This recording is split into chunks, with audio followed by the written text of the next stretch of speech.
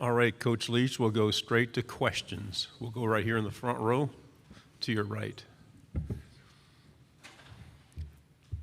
Coach, I'm Dick Cox with Lindy Sports and Cox Sports Broadcasting, and I'm hesitant about asking you this question. I've gotten a variety of answers today on this, though.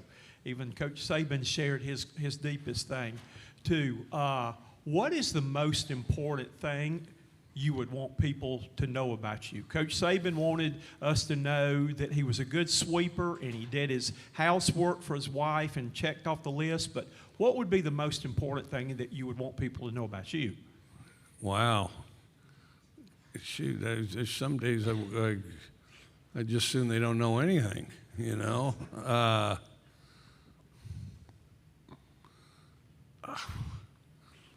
Well, he's got housework covered, doesn't he? Well, I don't know. I don't have one. I would. Well. I guess curious about a lot of things, and then try to learn as much as you can in the process of that, you know. But you're not going to learn much unless you're curious. And then, and I say it some. I always try to remind myself it's what you learn after you know everything that counts, you know. So just constantly try to learn and improve. We'll go to your left in the back row, Coach. Coach, good afternoon. Jacob Goins from ESPN 106.7 in Auburn. Who are a couple players on your roster on both sides of the football that you're looking to take that next step this season? Well, I think I want them all to. You know, I want them all to, and teams often kind of get incrementally better. I think that, I don't really have an individual or anything. I mean, I don't have. I think we got to get better at receivers. I think we got to get better in the secondary. So I'd like those two position groups to take a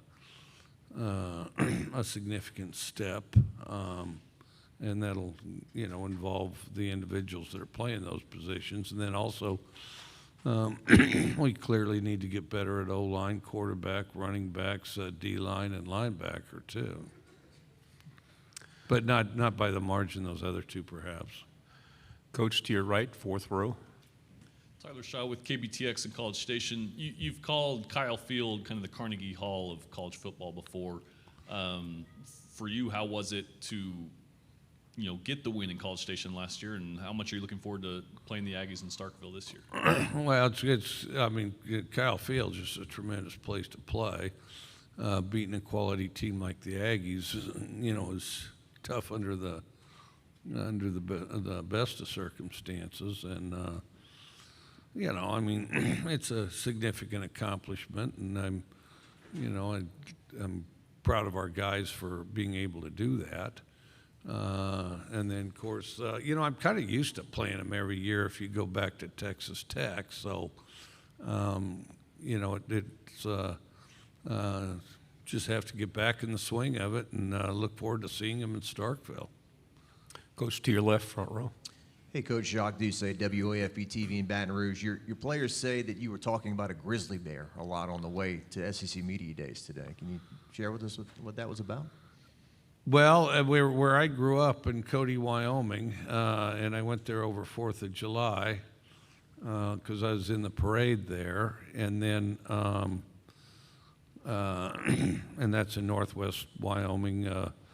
It's kind of the east entrance of Yellowstone. And now I haven't checked it since, but about 2 weeks, for a week there, and it's been about 2 weeks, we had 2 people got gored by buffalo and 1 mauled by a grizzly bear.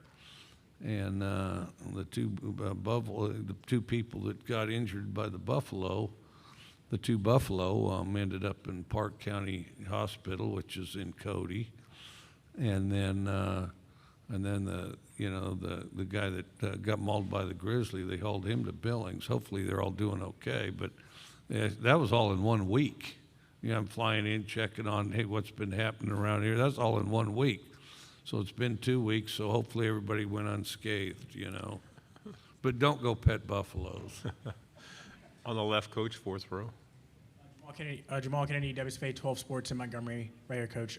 Colin Duncan played really well for you in your secondary last year. What do you like about his game, and what do you hope he improves going into this year? He's a good worker. He's a really good worker, and I think he gets better and better. And then he's starting to get kind of a presence to him out there. In other words, where it's automatic rather than having to think about it as much. But no, I think he's a good player, and I think that he's kind of an example of what we're trying to evolve a number of them to. On your left, Coach, third row. Brandon Adams from Dog Nation. You had a close battle with Georgia in 2020, and now you get a chance to host them this November. Do you have any early thoughts on facing UGA here this year? No. I mean, we just have to improve as a team. We just got to keep, get as good as we can, and then you go out there and play.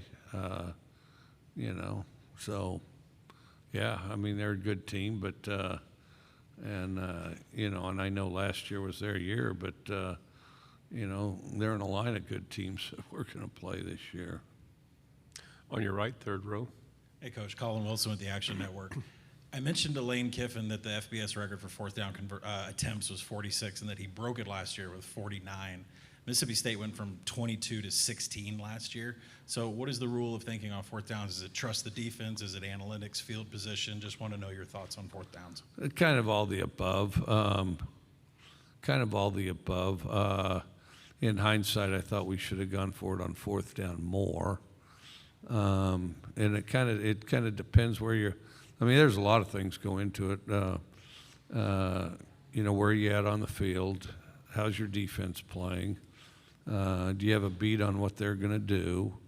Do you, your various players and matchups at that position? And then, what do you think your odds are? Shorter's not always better.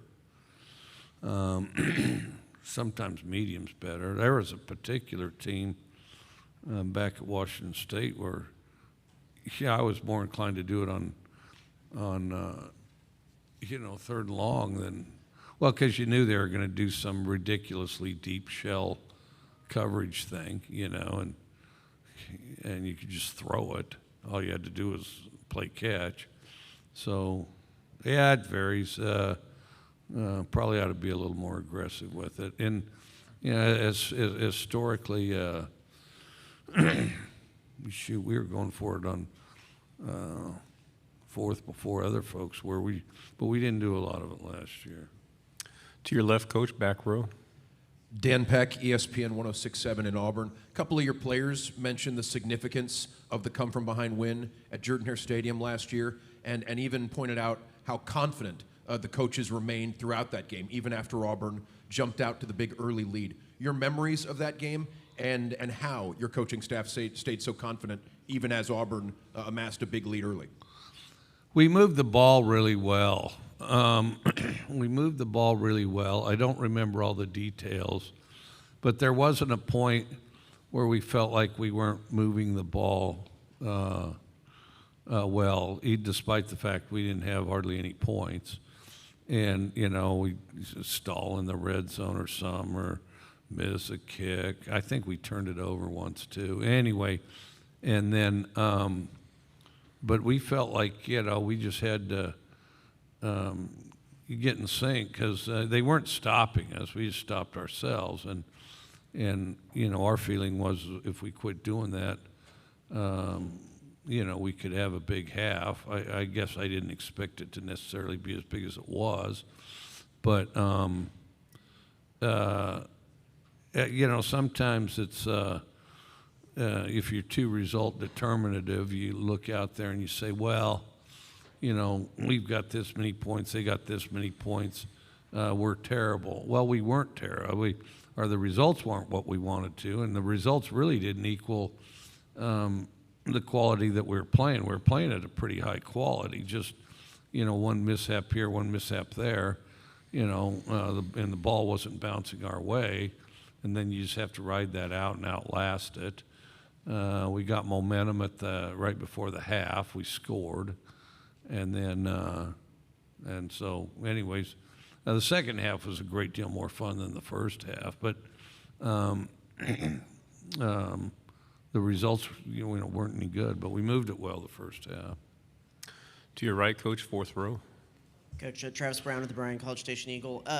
With everything that's going on surrounding college athletics, college football, do you feel like things are trending to a better place or a worse place, generally speaking, for the sport? Too early to tell. Too early to tell. Because right now what we have is unsustainable. There will be changes. We're probably in the biggest transition period that we've been in since I've been coaching. Shoot, they're changing everything. We've got realignment going on. We got playoff talk going on. We've got, unmitigated free agency and bidding wars. Exactly what the basketball guys and everybody else said not to get into.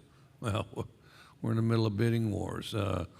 We coach the athletes that have more privileges than any other professional sport, probably in the history of the world. And then, but something will change. I don't know what it'll be. Being a professional is not all privilege and no responsibility. And I do think getting, if everybody got on the same page, they could find a relatively easy solution. The most difficult thing is getting everybody on the same page, I think. To your left on the front row. Coach David Edelstein from WJTV, CBS in Jackson, Mississippi. Wondering from your years at Mississippi State, what's maybe the biggest lesson that you've learned as a coach that will help you out and being even better in your role this coming season? Just keep trying to improve, just keep improving. The quickest way to, to improve the teams, improve yourself. So, try to focus and constantly refine what you're teaching and what you're looking at. And then, so then your players can be more focused, detailed, and directed. To your right, third row. Coach Justin Woodard, KX TV and College Station. What's the biggest growth you've seen in Will Rogers? Obviously, 39 touchdowns, 36 touchdowns last year. Just his growth and what do you expect from him in 2022? Well, he's the type of quarterback I've always liked coaching and what you shoot for, a guy that doesn't have any glaring weaknesses, but, then you want him to just get incrementally better, and which he's done that, and he needs to continue to do that. And then his job's easier as we improve the other phases of the offense, the backs, the line, the receivers, and then they need to, through practice and repetitions, become familiar with what each other are doing. And then, but he's a diligent worker. He's a tough kid. He's a good leader. So, he's got all the qualities you want in order to, pursue all that. Final two questions, third row, all right. Yeah. Hey, Mike. Brett McMurphy with the Action Network. I talked with Dana Holgerson a couple months ago, and he said that you have kicked him out of the Air Raid Club because he runs the football too much. Is that accurate? And two, do you ever see you running the ball more than you have in the past few years? Well, I think our backs are very productive, and so that's the biggest thing, to keep the backs productive.